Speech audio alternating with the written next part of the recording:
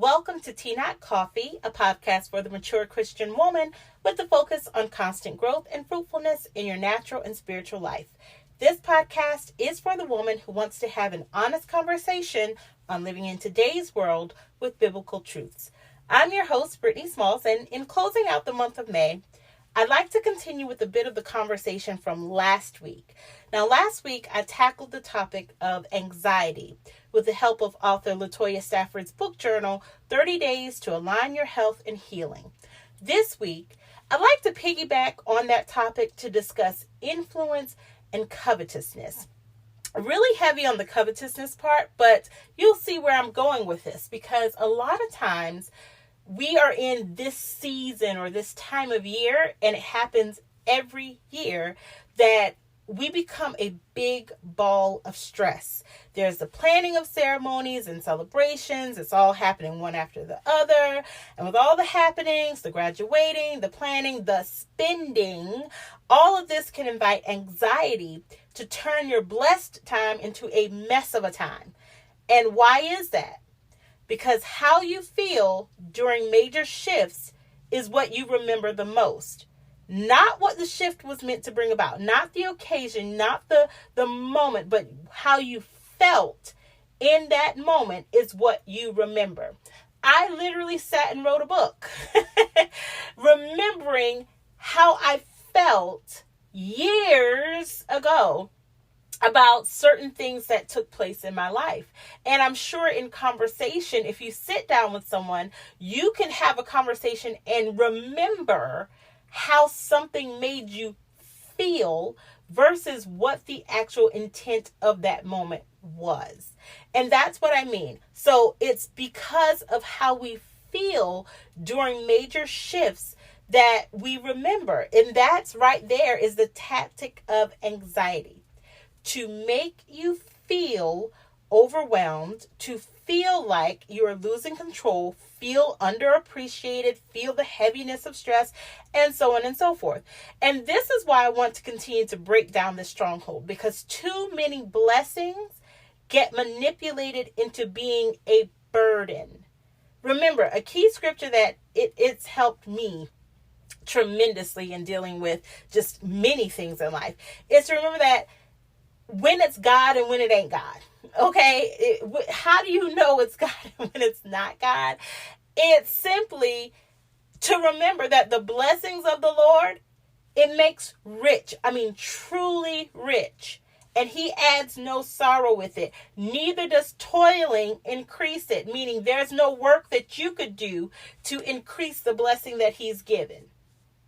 And I have to really stop and settle with that sometimes, because if I'm trying to continue to make this the best event or make this the best, celebration or make this the best turnout or whatever the occasion calls for, if I'm still working to just, and I'm getting frustrated and everything in between, and I'm yelling at my kids and nothing's going right, and I'm busting at traffic because I'm trying to get there, it becomes a burden. It becomes so many other things, right? Other than a blessing. It becomes an occasion for stress. It becomes an occasion for, stress is natural in life, just the nature of stress in and of itself by definition, right? But the overwhelming, suppressing feeling of, I've just been shut down by this thing. If I didn't have to do this today, if I did, and so that's what I'm talking about, right? So often our blessings are manipulated into being a burden because we don't remember that key factor, that God gives us blessings that makes us truly rich, and he adds no sorrow with it. Okay? Now, this time of year, especially around this time of year. It's usually this time of year and Christmas time. But because we're in this season right now, and I'm really focusing on moms here, this time of year, it can feed right into that trap. But don't let it, okay? And maybe you're not the person who this is happening to, and maybe you're immediately thinking about someone like, yes, this is happening to so-and-so. Yes, I see her doing it. She's just taking on to share it. Let them know we are mature women. We are one to another, sisters in Christ. Don't sit and watch your sister struggle and just let them struggle. Now, even if your sister is hard-headed and stubborn, don't be sitting in silence when, at least say it. It's not for you to force it down their throats, but at least say something, right? Don't become so fixated on someone's seemingly well-to-do life, and especially with social media. This is the time of year where we see all the graduation pics, we're at this restaurant and we're celebrating Snooki and little Day Day and whoever, right? We celebrating little D, little Junior, whomever it is. We're at this restaurant, we're at this hotel, we're at this party, we're at this, that, and the third. And that can really force you to have this triggering effect. It invites this desire to, we need to do, I gotta do, let me get. And guess what? That's unhealthy. All because of a picture, right? And everyone by now should know all pictures are staged. Literally, all of them. I shouldn't say that because I'm thinking about a picture I took that was absolutely not staged, and it's probably my best picture. And I'll say it like that. Most pictures that are posted on social media are posted with the intention of displaying a particular angle. Okay? We all know that by now.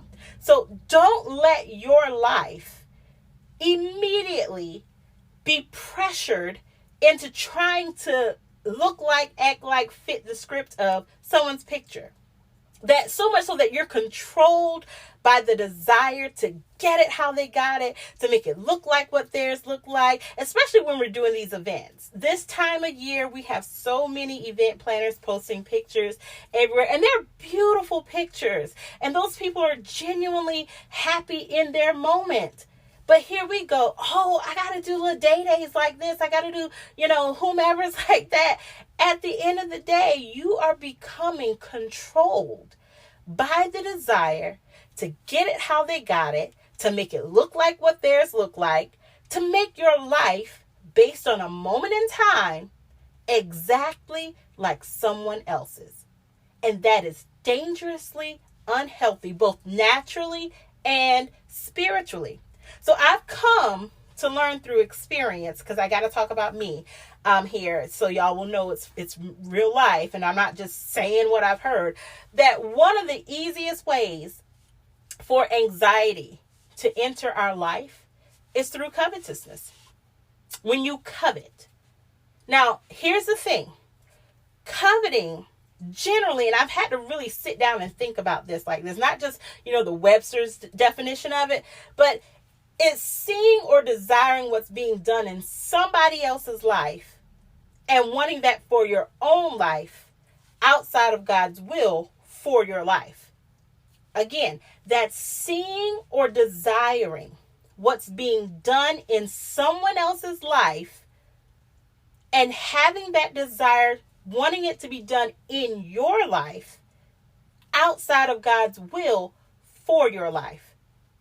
It's an unchecked, unregulated longing for, wanting that to happen. So keep in mind, coveting is almost always tied to money or things of material gain. In this season, a lot of money is being spent. In this month alone, we've already had, I know there have been some colleges that have already graduated, some are still. We've had Mother's Day. In my family alone, there has been graduation, Mother's Day, birthday, and then there's other graduations coming up. And then we have the kids who aren't, graduating high school or college, but just, kindergarten or going to, sixth grade. So they're graduating out of the fifth grade and from the eighth grade to the ninth. Those things still, they feel like, let's celebrate that too. A lot of money is going out in this season, in this month, in this time. Then we have Memorial Day weekend coming up. So a lot of celebrations are amping up, and we can become so fixated on making sure we are getting it like they got it, doing it like they're doing it, and running ourselves ragged and crazy. And we are becoming anxious. Oh my gosh. Oh my gosh. Remember, author Stafford, she said that it was the feeling of losing control. Her routine was the thing that introduced this to her. And that's what's happening a lot of times in times like this, when we're around major celebrations. We feel like, oh my goodness, I'm not controlling time. My schedule's all out of whack. They're changing this. We're doing that. I got to now run over here and do that. And we become anxious. Don't do it. And if it's not those things, it goes right back to, oh, well, that's a beautiful dress. I got to go get me a dress. Where did you get that dress from? Oh, did you see her shoes? Let me go get those shoes. I got to have those shoes. Oh my goodness, they booked this place for their party. Let's go. Well, we got to book it next weekend or next month for such and such. And I got to do it like that. And who did you? And it becomes the longing desire. It's unhealthy. You're coveting after it. It is unhealthy. Now, I want to share that there is a difference between covetousness and influence. And I have to break it down like this, very simply. Coveting is idolatry. Boom. There you go. Colossians 3:5. But you can be influenced by someone's life without the desire to have their life. Influence shows up when our doings have been affected by the behavior of others, which usually happens indirectly, meaning I didn't even realize you were looking at me, do X, Y, and Z, and that inspired you to do it too. That's different from, you know what? She married a football player who was 5'9".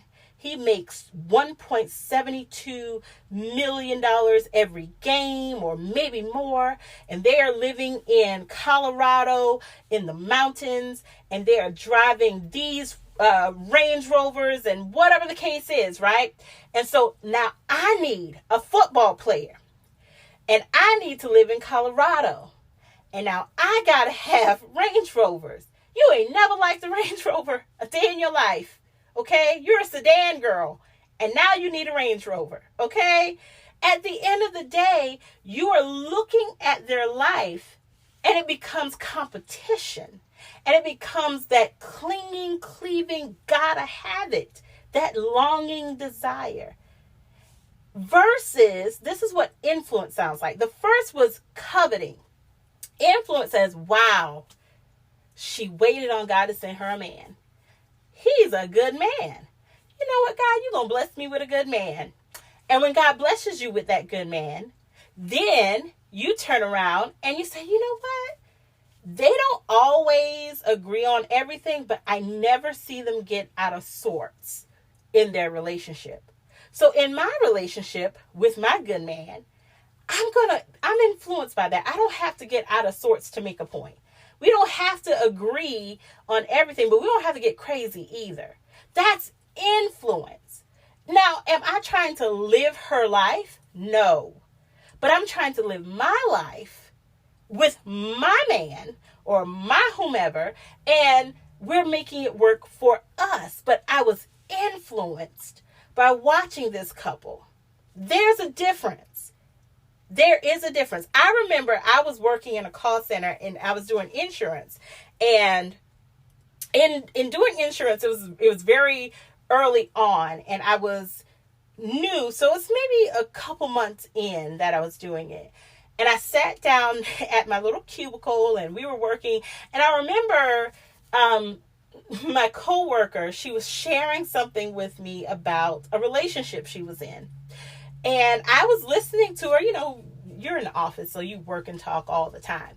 So I was listening to her and typing on my computer and whatnot. And she was just sharing and how there were these problems and this, that, and the third. And, and she asked the question, well, what do you think? And I'm laughing here because those of you who get this, you know me. I've often been told this.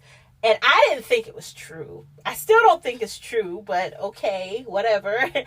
I've been told that I can be very nice, nasty.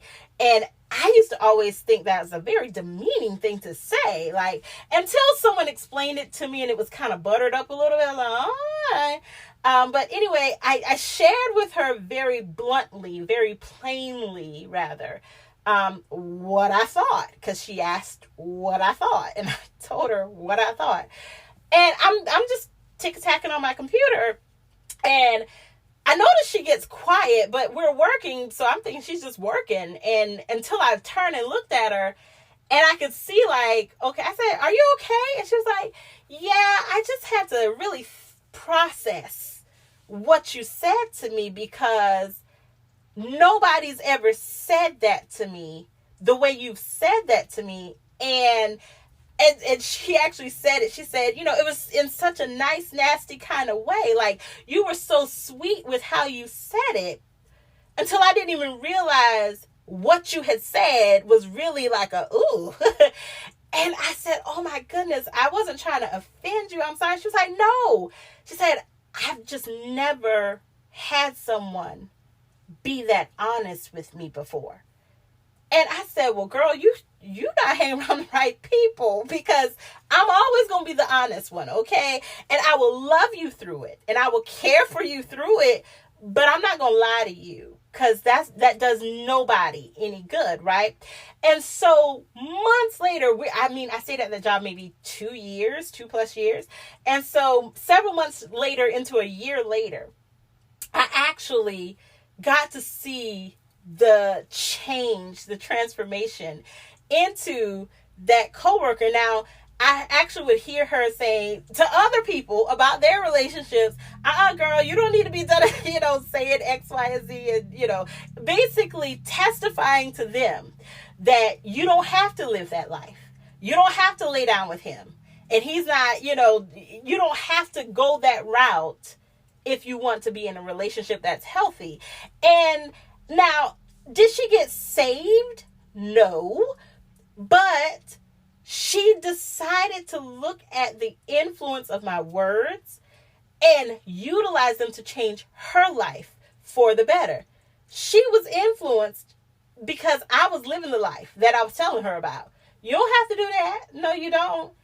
And she saw it in real life. We actually became really good friends and, fellowship with each other outside of work. So she could see in my real life that I live it how I talk it, I'm not just pretending to tell you one thing and then I'm over here ratted and tatted, whatever. And so at the end of the day, the point that I'm making with that is influence is just that way. It doesn't have to be much for it to be recognizable, and for folks of the world, especially, to know where you stand. In fact, influence happens without you even realizing it sometimes. It creates a healthy appreciation for others in and around our lives. Influence doesn't create competition. Influence doesn't create infatuation. Influence doesn't create contempt, and it doesn't invite anxiety into your life. If you know somebody who's battling anxiety or is easily susceptible to anxious thoughts because of, events or occasions that may trigger them, encourage them by letting them know that God gives us blessings to enjoy. Take some time to really evaluate the situation and ask them, are you desiring for your life to be like someone else's? Or are you addressing your personal shortcomings and are influenced to do better in your life because it's what's best for your life? Remember, as you've received Christ, walk, and that's regulate your lives and conduct yourselves in union with and conformity to Him. That's Colossians 2:6. Ladies, I pray that what's been said today, it blesses you to continue to be steadfast and unmovable in your pursuit of Christ for your life. For your life. So please share this podcast with a friend or sister in Christ if you believe it will be a blessing to their life. Again, thank you so much for listening. Join me next week for another cup of tea, not coffee, where the conversation is harvested from the word and steeped in prayer.